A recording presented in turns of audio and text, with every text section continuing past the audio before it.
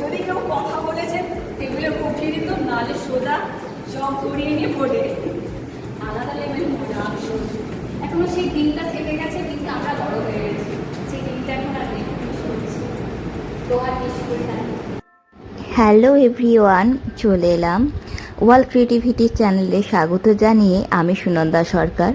তো নতুন একটি ভ্লগ নিয়ে আসলাম, সেটা খুবই মেমোরেবল ডে। অর্থাৎ বাবার সাথে হাতে ধরে সাইকেলে করে আসতাম স্কুলে, এখন বাবার সাথে যাচ্ছে স্কুটি চেপে পিছনে, ঠিক বেলদা প্রভাতী বালিকা বিদ্যাপীঠ। আমার এখানে ক্লাস 5 থেকে 12 পর্যন্ত কেটেছে। তো সেই মেমোরি কি আর ভোলা যায়? তো এসেই সেই ক্লাসরুম জানলা দিয়ে ফার্স্ট এসে দেখলাম সেই করিডোর, সেই ক্লাসরুম, আর এই আমার সেই বেঞ্চ, যেই বেঞ্চে আমি বসতাম।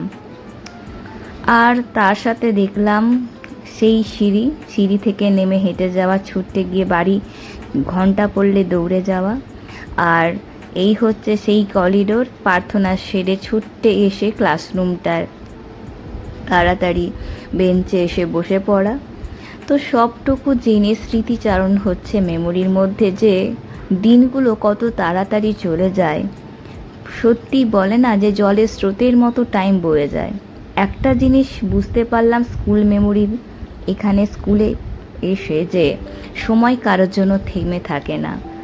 দেখো, সময়তে আজকে আমরা অনেক বড় হয়ে গেছি, এখন আমি জব করছি, কিন্তু এই যে সরকারি জব করছি সেটা একমাত্র এই স্কুল মেমোরিতে ভালো ভালো শিক্ষক শিক্ষিকাদের জন্য। তো সেই জীবনের একটা চলাফেরার জীবন স্রোতকে যে কতটা পাল্টে দিতে পারে সেটাই তার প্রমাণ।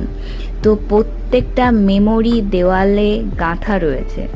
এবার চলো করিডোর থেকে বেরিয়ে, এই পাশের ছিল অনুষ্ঠান, যেখানে সাংস্কৃতিক মঞ্চ, সত্যিকারের ওই যে অত সুন্দর করে সাজিয়ে, আর সামনে পুরো মাঠ ছিল, সেটাও খুব সুন্দর করে সাজানো, চারদিকে পাঁচির দিয়ে ঘেরা, আর বিভিন্ন রকমের মূর্তি। আহা, কি অপূর্ব, কি অপূর্ব!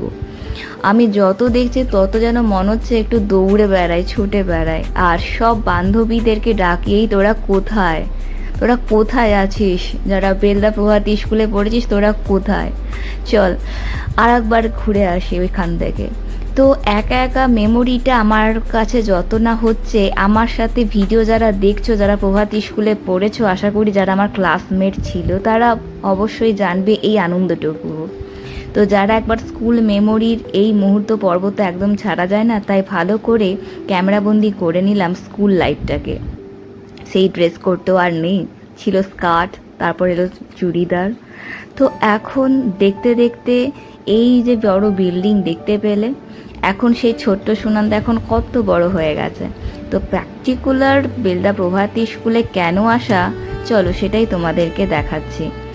এখানে জানলা দিয়ে দেখলাম যে দেখি তো পিছনে কোনো চেঞ্জ হয়েছে কিনা, কারণ এখানে জঙ্গল ছিল, সেটা দেখলাম সাফ হয়ে গেছে, একটা পুকুর রয়েছে, সে পুকুরটা কিন্তু রয়েছে। আর এই করিডোর ধরে হাঁটতে হাঁটতে এখান থেকে দেখতাম। যাই হোক, চলো দেখাই। আমি স্পেশালি এই অনুষ্ঠানে আসার কারণ, সাংস্কৃতিক প্রতিযোগিতা ছিল, সেটাই হচ্ছে নজরুলের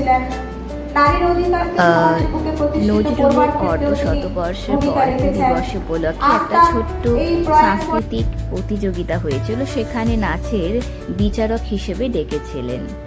তো সেখানেই আমাদের ডাক ছিল, আর আমাদের টোটাল অনুষ্ঠান কমপ্লিট করে চলে গেলাম বাড়িতে।